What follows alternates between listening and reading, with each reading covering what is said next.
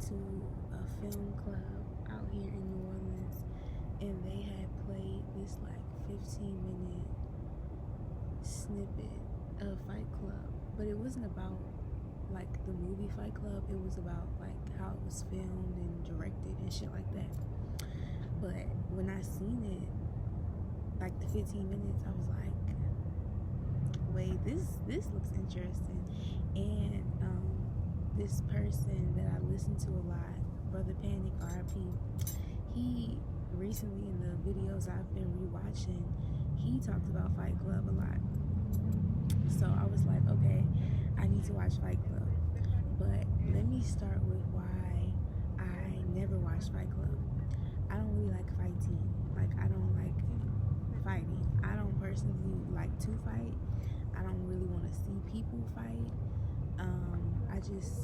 I feel like for most situations it's kind of just uncalled for. So the name of the movie is called Fight Club. I don't really like fighting, and it kind of just sounds like a bunch of men fighting. So that's why I never personally even like looked up what the movie's about, because I felt like the name was pretty accurate to with the topic at hand. But I don't know. I woke up today and I was like, I need to watch Fight Club. So I watched it, and it's nothing like I thought it was.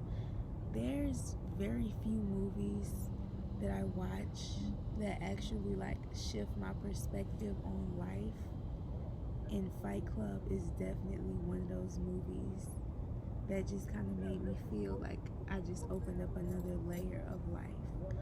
The closest movie, or the last movie that made me feel this way, that really, really reminds me of Fight Club is Revolver. Revolver has a very similar storyline to Fight Club. And Fight Club If I cannot take the phone, sometimes is a real I cannot like take the phone. Yeah, so I think it's about like in the morning. Fight Club, like Revolver, is very, very spiritual. But neither of the movies are presented like spiritual movies, but like they're both about becoming, like they're both about awakening to like what life is and what it could be. But yeah, the last movie that made me feel that way was Revolver. So I was pleasantly surprised when I watched Fight Club, because even though it was about fighting and fighting was definitely involved, fighting was actually like probably the most unimportant part of Fight Club. Like, Fight Club had nothing to do with fighting. Absolutely nothing. Like, absolutely nothing. I'm actually trying to think about it. No, I think the only important part of the fighting in the movie was that he used the fighting to build a militia, build an army of men. But aside of the army, it has absolutely nothing to do. There's a big ant. There was like a queen ant on my computer, but I mean, I guess that's part of being in the wild, you know. But yeah, Fight Club had nothing to do with fucking fighting. Like, that's actually crazy.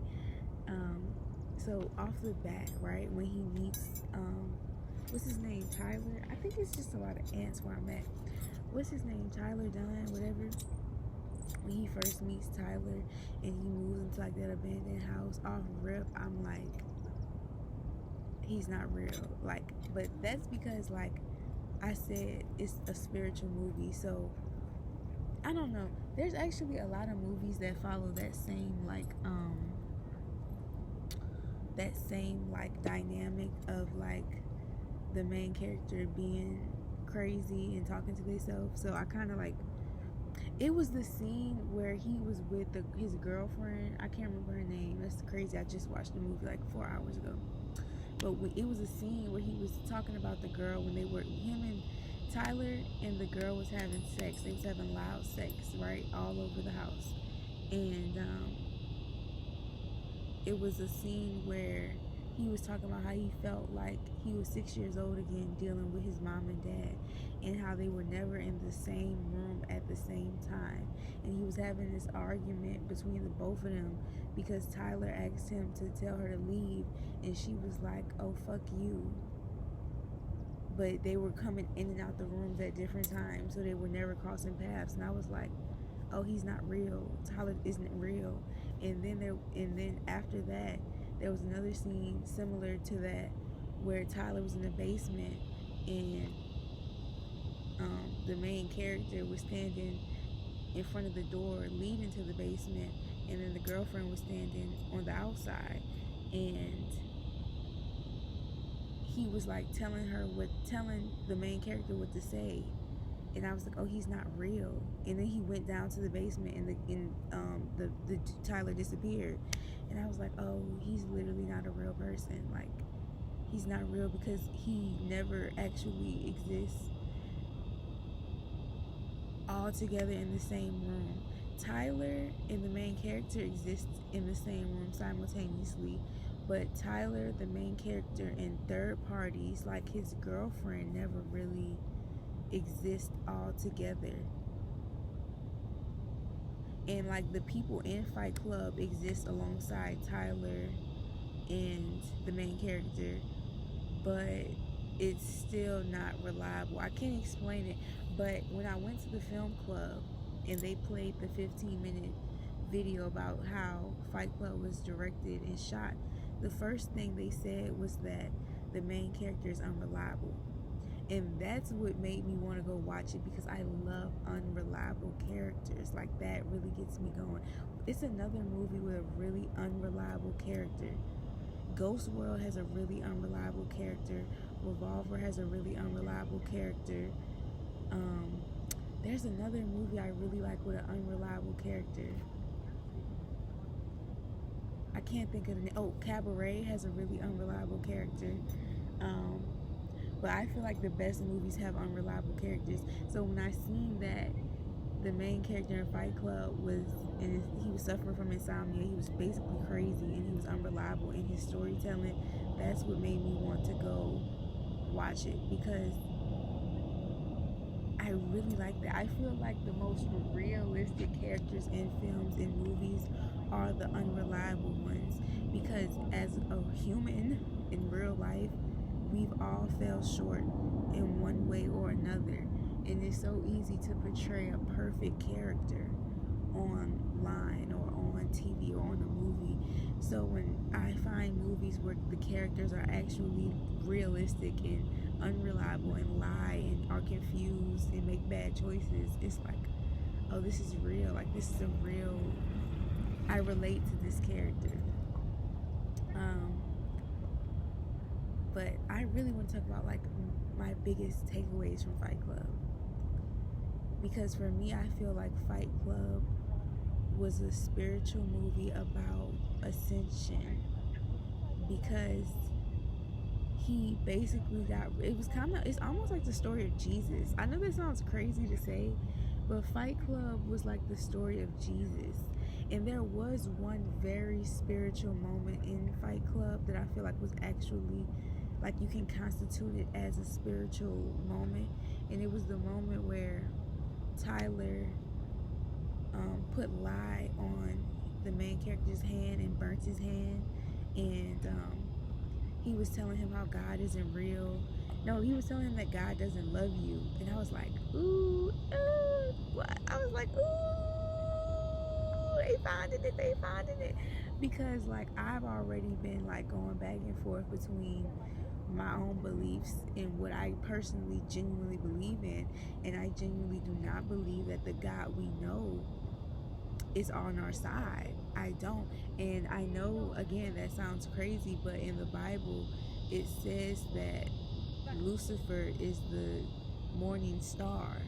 He was the brightest angel, and he fell. And we live in the world of upside down. So if we live in the world of upside down, an illusion, then that would make Lucifer God, right? So there was a scene in Fight Club when he was talking about how God does not love you, and he's not on your side, and he's not real. And I was like, I was like, ooh, y'all talking about some occult shit right now. Like, y'all, like, this is some real shit right here. But basically, he was burnt. And, oh my God, it's so crazy. So, the scene, right? Tyler is burning the main character's hand with chemicals. Like, it's lie. He burning his hand with chemicals. And the main character is trying to wipe the chemicals off his hands so he can stop burning, but Tyler is like holding him down and won't let him, relieve the pain essentially. And it's so ironic because literally a week ago, I burned my hand almost in the same spot that Tyler burnt the main character's hand. I burnt my hand, and I burnt it was self-induced. It was an accident, but I did it to myself. I was trying to pour some boiling hot tea out of a pot, and I fucked up and I burnt my whole hand, like all of this. And it's healing now, thank God. It was so ugly a couple days ago. But I burnt my hand, right? And it was like third degrees, because it was third degree burns, because it was fucking boiling. It was scorching hot tea. And I remember I had put mustard on it because I was raised to put mustard on burns. Side note, I didn't know why. My dad always, if we ever burnt ourselves, he would put mustard on it. And I thought he was just cuckoo. But a couple years ago, I Googled, like, what is the point of that? And it's actually the turmeric in the mustard that relieves the burn. So, niggas aren't stupid, there's reasons for things. But so after I burnt my hand, I covered it in mustard, and it was burning so bad that I was like standing in front of my AC unit with my hand just like this, like trying to calm it down in any possible way, because it was so, like, it was burning so freaking much. And I remember looking at my hand with the mustard on it and thinking to myself, like, I was always gonna burn my hand today. And it was so weird. I was having this like out of body experience. I feel like something's on my lip. I feel like a lot of people have a similar experience of having a very like out of body experience when they're dealing with a severe level of pain. And I find I have these very crazy coinky dinks when I reach a certain point of enlightenment where I kind of have this breakthrough about reality. And when I say breakthrough, like, I mean I understand how this is an illusion and this world is not real, right? When I have these sort of breakthroughs, either the day of or shortly after following, I find myself in the most severe pain, whether it's burning myself, twisting up, like, I find myself going through immense physical pain. And to me, I believe that the pain grounds me back in this reality. I'm not gonna lie, I really do, because I'll be so out of it, right? Like, mentally, I'll be so out of it to where it's like I'm realizing, like, I'm not a person and I'm not a body, and this is a spiritual experience. I'll be so out of it in the atmosphere that the physical pain brings me back down into this reality, because it fucking hurts. Like, it actually fucking hurts. Funny enough, though, in the movie, in Fight Club, when Tyler's burning the character's hand and he's trying to run from the pain, Tyler is like, you're trying to run from this enlightenment. He's literally telling him, you're being enlightened right now, and you're trying to run away from the pain and not feel it, but this is the enlightenment. Which is crazy, because I think we're saying the same thing in different ways. But yeah, that was crazy. He was burning his fucking hand and he was trying to wipe it off, and he was like, you need to feel this pain, you need to feel this enlightenment, and you need to know what's on the other side of this. And I was like, what the fuck? Like, I was like, my mouth was on the fucking floor. Because again, it's Fight Club. This is Fight Club. Like, I don't know. I feel like when people, like, even like the fans of, like, the fan club around Fight Club is like a bunch of like macho men, like, yeah, Fight Club, Fight Club. And it's like, I've never heard anybody talk about, except for Brother Panic, I've never heard anybody talk about Fight Club as this like enlightening fucking movie, like, ever. So I'm just like fucking bewildered, you know. So that scene was fucking crazy. The scene with his girlfriend, because I do feel like, as crazy as it sounds, I do feel like when you reach a certain point of enlightenment, you find your other half and you fight with that person. And I feel like a lot of people give up on their soulmate because of the constant fighting, when really the fighting is supposed to be, you're supposed to break through the fighting.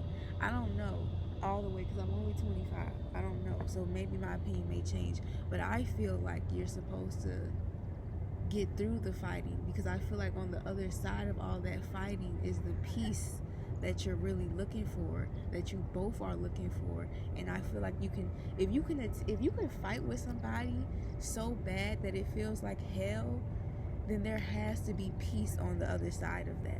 But a lot of us kind of just give up at the fighting because we're like, oh, this is toxic, this is bad, and this is not, nothing's coming from this. But as someone who's been fighting with their partner for 6 years, I can definitely say that I've grown tremendously through the fucking fighting. Now, I'm not an advocate for violence or fighting, because I, like, as I said when I started this video, I don't like fighting. But I can acknowledge how the conflict in my personal relationship has led to conflict resolution. Like, the very same conflict, right, that I'm dealing with has also led to conflict resolution. It's led to me learning how to be the bigger person. It's led to me learning how to stop being a bitch, you know? Like, sometimes I'm the person that's like picking it apart, you know, and we never want to be the bad guy, but sometimes I am the bad guy. Sometimes I am the person starting the fight. Sometimes I am the person antagonizing someone else. Sometimes I am the person nitpicking every little thing someone does. Sometimes that's me. Sometimes someone's not doing something to me. Sometimes I'm doing something to someone. But when you give up the fight, you also give up the part of reflecting on your own bad behavior. It's so much easier to throw in the towel and say, you know what, fuck you, fuck this person, they're fucked up and they're the problem, and not look at yourself and how you play a part in it. But it takes two people in every relationship, parent, child, you know, husband, wife, boss, and employee. It takes two. It always takes two. And even like another one of my friends, like, I cut one of my friends off earlier in the year, and my foot is falling asleep. Oh gosh, it's asleep. It ain't even falling asleep. It slept. Oh.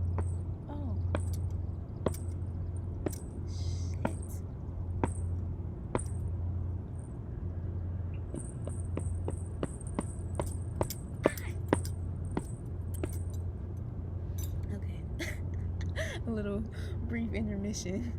But earlier in the year, I cut one of my friends off because we were having some problems, and after I watched the movie Revolver, I realized I needed to reconnect and talk to her again. And I learned a lot about myself after I talked to her again. And the main message I got in Revolver was that you have no enemies. The only enemy you have is yourself. That was the main message I got from Revolver, that the enemy is closer than you think. And I realized that I was projecting a lot onto this friend and painting her as my enemy, when in reality she was just she was just showing me some of the problems. She was just reflecting my problems back to me. But it was so much easier to say you're a bitch and you're the problem and fuck you. It was so much easier to do this, you know. And after I watched that Revolver movie, I was like, hold up, I'm doing a whole lot of this when I should be looking at these, you know. So like I said, I got back in touch with her. We talked, and again, like the same with my partner in our relationship. I've grown so much through that relationship, through dealing with that conflict and learning conflict resolution. I would have never been who I am right now had I not cursed that. Like, well, had I not cut her off, seen the error of my ways, apologized to her, and learned to sit and deal with my feelings instead of projecting them onto other people, you know. And that's not to say I'm perfect today, or I don't still project, or I don't still, you know, do this to people, because I do, because I'm human. But I'm a little more quick about noticing it, right? Which is a lot. That's a lot. I know it doesn't sound like a lot, but a lot of these motherfuckers can't even notice when they're the problem. So if I can notice it, if I can evaluate the situation, that's, you know, that's half the work right there. But in Fight Club, again, what else did I take away from Fight Club? I guess the main thing I took away from Fight Club was to go fucking mad, go crazy. Another thing Tyler said, once the main character realized that Tyler didn't exist and he was a figment of his imagination, something else he said was, you created me to do what you couldn't do. You created me to handle what you couldn't handle.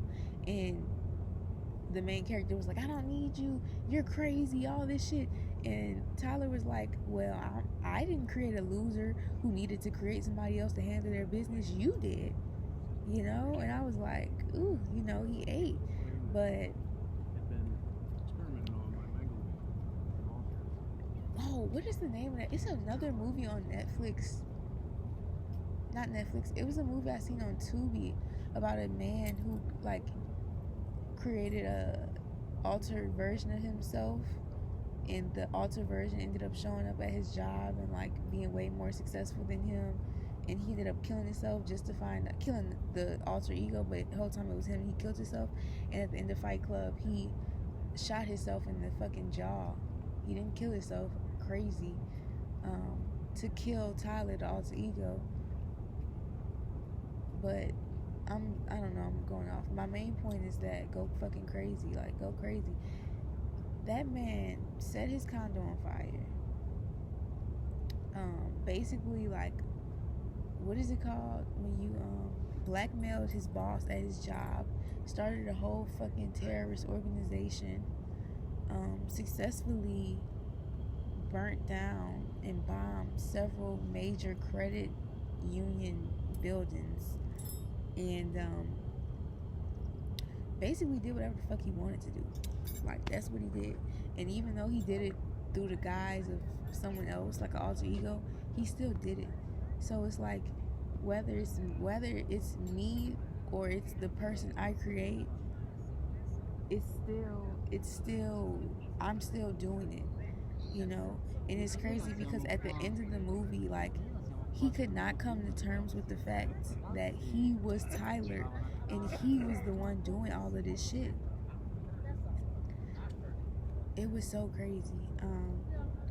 And Fight Club just reminded me of how, like, fake this world is, and how you can really do anything. You can do anything. You can be anything. You can be whoever the fuck you want to be. Most people are cowards. Most people are pussies. Most people also will fall in line. I really do feel like Fight Club was the story of Jesus, though. Like, I know that sounds crazy, but, like, if you think about it, he gave up all his worldly possessions, like Jesus. He was living in poverty, like Jesus. He was living in a fucking abandoned house in the middle of a fucking in the middle of an abandoned part of town. So he went off like Jesus. He went through this kind of resurrection in a way like Jesus, and he gained a following of people who was willing to die for him like Jesus. Fight Club is the story of Jesus. There was a big ass butterfly or dragonfly just flew in my face because that was the story of Jesus. Like, and it's crazy. I always call myself Jesus. I say it in a joking manner, but when I think about the type of person I am and the heart I have, I do think I'm Jesus. But Jesus told you to follow yourself, not to follow him. So if you think that there's an example of what Jesus is or how Jesus looks, you're already misled. There is no way of Jesus. Like Jesus, there's no way to be Jesus. You know what I'm saying? Like there's no blueprint to be Jesus. So if I say I'm Jesus, bitch, I am Jesus. Like, because there is no way. He said to follow yourself and follow your heart and follow the light and the God within you. So if I'm following the God and the light within me, if I'm following my heart, bitch, I'm Jesus. Like, and it's that simple. Like, niggas be wanting to overcomplicate shit because they want to manipulate you. So if they tell you that who you are and what you believe in and what you follow is Jesus, then you can no longer go to them for direction. And when I say them, I mean everybody. I mean your pastor, I mean your parent, I mean your boss. You no longer go, this little girl looking at me because she Jesus. But you no longer go to people for answers because you understand that the answer, the God, the Jesus is within. But they're not going to tell you all of that because they want you to continue to come back to them and be stuck in this cycle of life. But yeah, bro, Fight Club is one of those movies that makes me remember, like, this shit don't matter. And you can wake up and create an alter ego and create a fucking terrorist group if you so please. And I say terrorist group loosely because I wouldn't consider it a terrorist group. But hey, you know. But yeah, even in my own life, I kind of noticed that, like, you know, I put certain clothes on and I just don't speak, and people have all of these opinions about me. People think I'm important. People think I know this person. People think I'm highly connected, and I am highly connected, but they don't know that I'm highly connected to God, bitch. They think I'm highly connected to celebrities or people with money, you know, people with status. No, bitch, I'm connected to God. What you feel is my connection to God, bitch. Not to no motherfucking person with no money or no dollar bills or no motherfucking clicks and followers, bitch. What you feel is the spirit of God within me, ho. That's what you feel. That's the money you think I have. That's the wealth people think I have. That is the clout people think I have. Is God, bitch. And that's why they be so mad they can't figure out what it is. Because it's God, bitch. You can't get God, ho. You can't play God, bitch. You can't steal from God, ho. It don't work like that. It don't work like that. It's not how that shit go. But I'm finna go because this hella ants all over my fucking computer and they finna piss me off. So yeah, Fight Club, 10 out of 10 would recommend. I will be watching that movie again soon because it was so freaking good. So freaking good. I recommend anybody who's into deep psychological, spiritual, occult movies, Fight Club is definitely where it's at for sure.